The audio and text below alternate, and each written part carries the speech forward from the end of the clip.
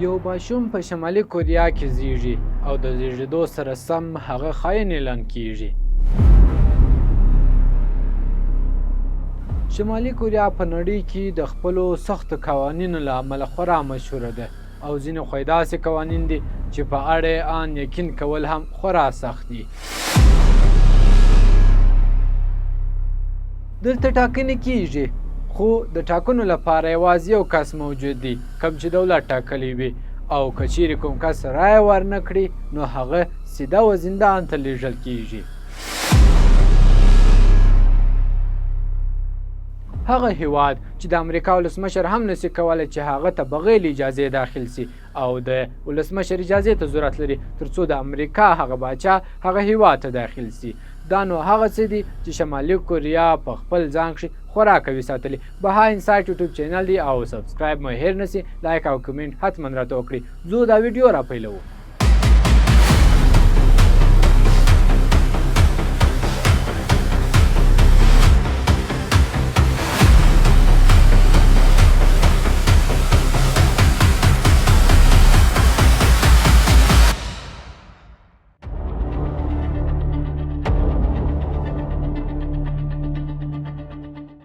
یو ماشوم په شمالي کوریا کې نړۍ ته راځي خو لا ماشوم دنیا ته نه وي راغلی چې د خاین په نوم اعلانیږي. شمالي کوریا د نړۍ د تر ټولو سختو قوانینو لپاره مشهوره ده او ځینې یې دومره ظالمانه دي چې انسان پرې سخت حیرانیږي او ان باور نسي کولی.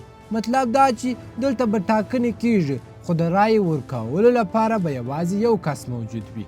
رای یوازې هم هغه چاته ورکولی سي او که ور یې نه کړي نو بند ته ځي. دلته په تلویزیون کې یوازې یو چینل وي او د چینل د بدلولو هیڅ اختیار نشته. شمالي کوریا شاید په نړۍ کې یوازینی هیواد وي چې د جرم علاوه د جرم کولو په اړه فکر کولو باندې هم شاید تاسو ته سزا درکړي. تر 1945 پورې جاپان د ټولې کوریا پر خاوره 35 کاله حکومت وکړ خو د دویمې نړیوالې جګړې وروسته کوریا دوه برخې سوه، شمالي کوریا او جنوبي کوریا. شمالي کوریا د شوروي اتحاد تر اغیز لاندې راغله، حال دا چې جنوبي کوریا د امریکا تر نفوذ لاندې ده. په 1948 کال کې د کیم کورنۍ مشر کیم ایل سونګ د رهبر په توګه اعلان سو او شمالي کوریا د دیموکراتیک خلق د کوریا جمهوریت سو. خو دلته هیڅ کله د دیموکراسۍ په نوم سره منځته نه سوه. په 1950 کال کې د شمالي او جنوبي کوریا ترمنځ یوه جګړه پیښه سوه چې د کوریا جګړه ورته ویل کیږي. خو د دې جګړې تر ختمېدو وروسته هیڅ سوله لیک لاسلیک نه سو. له همدې امله دواړه هیوادونه تر ننه هم په تخنیکي توګه د جګړې په حالت کې دي. په شمالي کوریا کې تر دې دمه یوازې یوه کورنۍ په واک کې پاته سوې. لومړی هغه واکمن چې کوم د دې کورنۍ څخه و هغه کیم ایل سونګ و او په دویم قدم کې کیم جونګ ایل و او اوس واکمن کیم جونګ اون دی. دا نو هغه بچیان دي چې په بل پسې خورا سخت قوانین وضع کړي او د دې دغه قوانین خورا زیات مشهوره سوي دي، یعنی ټوله نړۍ ورته په حیرت کې پاته ده. هر واکمن خپل دغه قانون داسې جوړ کړی دی چې له بل څخه خورا سخت دی ترڅو هغه خپل عوام ښه کنټرول کړي. په 2024 کال کې په شمالي کوریا کې د لمر عینکې او د ودونو د جامو پر کارولو باندې بندیز ولګېدی. دلته د لیرګاډیو په تمځایونو او محلي ځایونو کې د موسیقۍ پر ځای د کیم د کورنۍ ویناوې غږیږي. د دې پر مهال هیڅ چاته اجازه نشته چې خبرې وکړي او یا هم غږ پورته کړي. په شمالي کوریا کې که څوک د جنوبي کوریا سریالونه او یا هم هالیوډ فلمونه وګوري نو سختو او جبري کارونو ته او یا به هم بند ته واستول سي. دا کار د دې لپاره کیږي چې خلکو ته د بهرني نړۍ مفکوره ورونه رسي او د بهرنیو هیوادونو له اغیزه خلاص پاتې سي.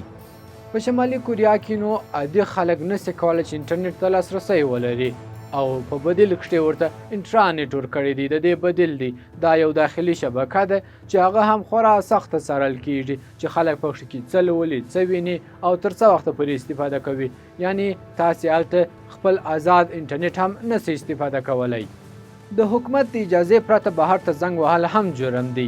که څوک غواړي له هیواده بهر چاته زنګ ووهي نو دا کار باید د دولت په اجازه وکړي. تلویزیون، راډیو، ورځپاڼه دا ټوله په شمالي کوریا کښې یوازې د دولت لخوا ترسره کیږي. شخصي رسنۍ هلته هیڅ اجازه نه لري.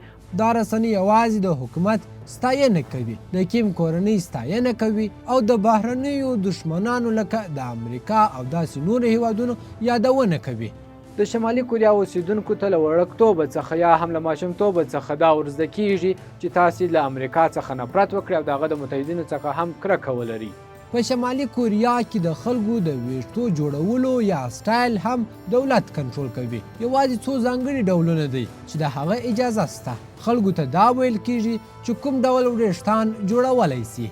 هر هغه څه چې د بهرنۍ نړۍ اغیز لري دلته بند دي، لکه د پتلون اغوستل، د وریښتانو رنګول یا ځلیدونکي جامې اغوستل. که څوک دا کار وکړي د هغه سامانونه ضبطیږي او سزا ورکول کیږي. د جامو خبره خو پرېږده، دلته د خوړو خوړل هم د خپل خوښې مطابق نسی کېدای. د هاټ ډاګ خوړل بند دي ځکه چې دا د امریکایي کلتور برخه ده. همدارنګه بوډګا او ټوکو بوک هم بند دي ځکه دا بیا د جنوبي کوریا خواړه دي. حتی که څوک له یوه ښار څخه بل ښار ته سفر کول غواړي د دولت له اجازې پرته دا کار غیر قانوني ګڼل کیږي. د شمالي کوریا پاسپورټ یوازې چارواکو او د کیم جونګ اون نږدې کسانو ته ورکول کیږي. عام خلک نسی کولی شمالي کوریا پرېږدي. په شمالي کوریا کې ټوله مالکیتونه د دولت دي. کور، دکان او د کاروبار هر څه چې دي دا ټوله د دولت دي. تاسې یوازې د هغه دولت په خوښه باندې استفاده ورڅخه کولی سئ. په شمالي کوریا کې د مذهب عملي کول هم قانوني جرم دی او تاسې نسئ کولی چې دا کار ترسره کړئ. که چیرې تاسې پر دې علاوه بیا هم دغسې یو کار ترسره کوئ او خپل یو مشخص مذهب تعقیبوئ نو تاسې به سختو کارونو ته واستول سئ، لکه د کثافاتو پاکول یا هم په کانونو کښې کار ترسره کول. په شمالي کوریا کې که څوک د حکومت پر ضد غږ پورته کړي یا د کیم کورنۍ پر ضد څه ووایي نو یوازې دی نه بلکې ټوله کورنۍ یې بندیانیږي. دا سزا تر 3 نسلونو پورې ورکول کیږي. دا معنا چې که یو څوک خاین وګرځي او څو کاله وروسته یې لمسی یا لمسۍ پیدا سي نو هغه به هم خاینین ګڼل کیږي. دا ځکه چې د بغاوت وینه بیا هیڅکله راپورته نسي. دلته د هر استوګنځای شاوخوا دولتي جاسوسان شته چې د خلکو پټ نظارت کوي.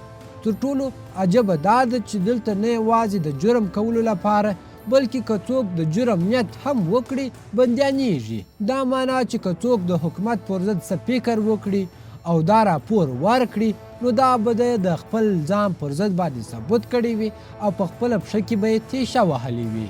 په شمالي کوریا کې له زیږون څخه تر مرګه هره اونۍ د ځان د نیوکې غونډه نیول کیږي.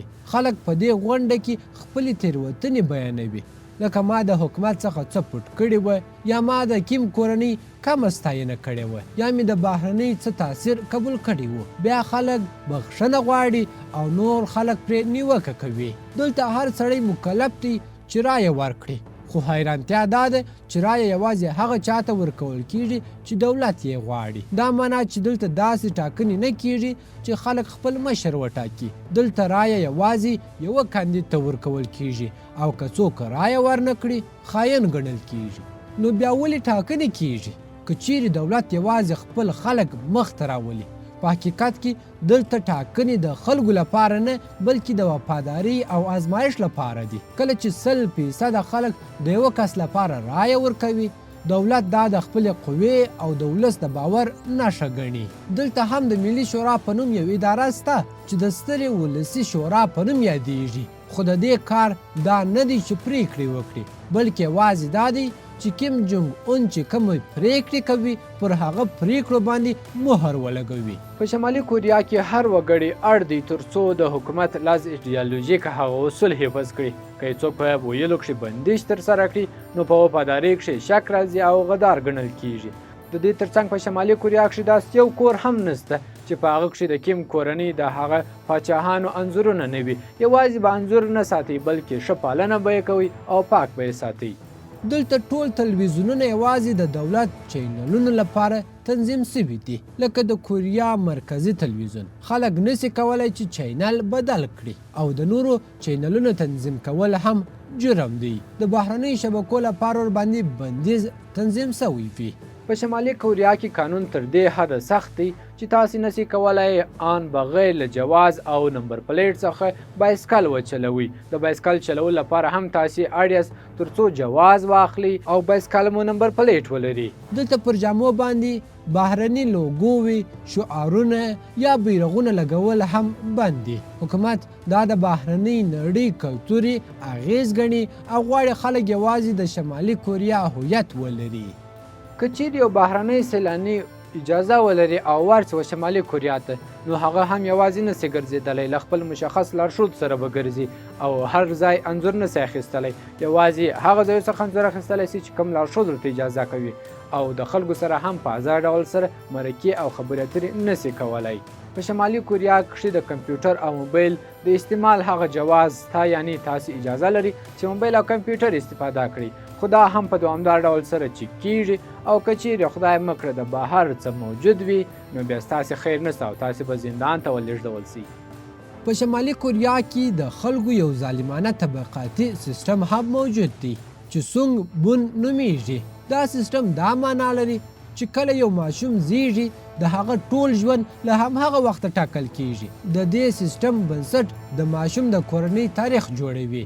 په دې هیواد کې د طبقه بندۍ یو سیستم موجود دی، یعنی داسې چې ټول خلک یې پر طبقو باندې ویشلي. لومړۍ طبقه وفاداره خلک دي چې د دولت لپاره یې ډېرې قربانۍ ورکړي او د دولت لپاره ډېر ژمن پاتې شوي. دویمه منځنۍ طبقه ده چې عادي خلک دي او درېیمه هم دشمنه یا هم غداره طبقه ده. دا نو هغه څه دي چې د دې خلکو سره ډېر سخت رویه کیږي.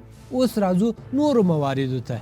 دلته برېښنا، اوبه او ګاز د دولت یا هم راشن په ډول ورکول کیږي او استعمال یې په کلکه څارل کیږي. په شمالي کوریا کې له 19 کلنۍ وروسته تاسې اړ یاست چې تاسې عسکري خدمت ته ولاړ سئ.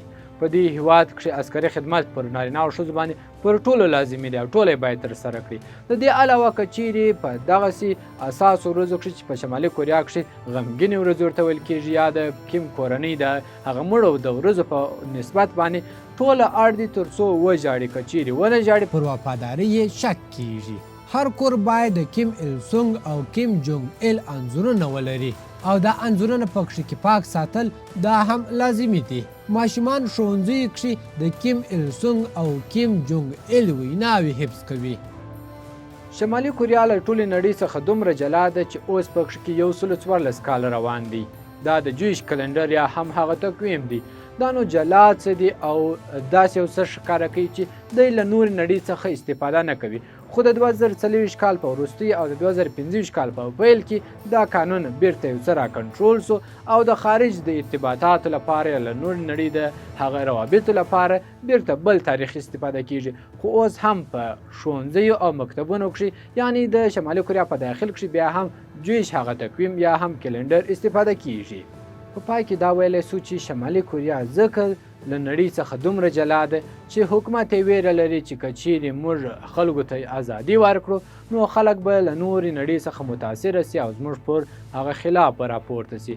او دا بیره د دې یو ډول پر ځای هم ده ځکه په ټوله نړۍ کښې امریکا نه غواړي چې دغسې یو هیواد موجود وي لکه شمالي کوریا چې وي. شمالي کوریا نو داسې یو هیواد جوړ شوی چې په اړې معلومات له هر چا سره نشته. دغه څه راټول سوي معلومات چې کوم ما تر تاسو پر در ورسول دا د هغو خلکو څخه راپورته سوي دي یا راټول سوي دي چې له هغه هیواده تښتېدلي دي او په دې باندې بریالي سوي چې دا هیواد پرېږدي او بیا ورته ورنسي. نو دا شاید نور هم تغییر کړی وي یا دا اصول سخت سوي وي یا اسانه سوي وي. دا نو هغه خلک پوهېږي چې په دننه شمالي کوریا کښې اوسېږي. ګرانو لیدونکو د بهاینډ ساټ یوټیوب چینل دا ویډیو مې امیدوار یم چې خوښه سوې وي او تاسې پوه سوي یاست چې کیم جونګ اون څنګه خپله دغه باچاهي همداسې برقراره ساتلې او دغسې ټوله هیواد یې په کنټرول کړي دي او همدغه لامل هم دی چې کولی سي د نړۍ د ټولو قوي قدرتونو سره په یوازې ځان باندې مقابله ترسره کړي.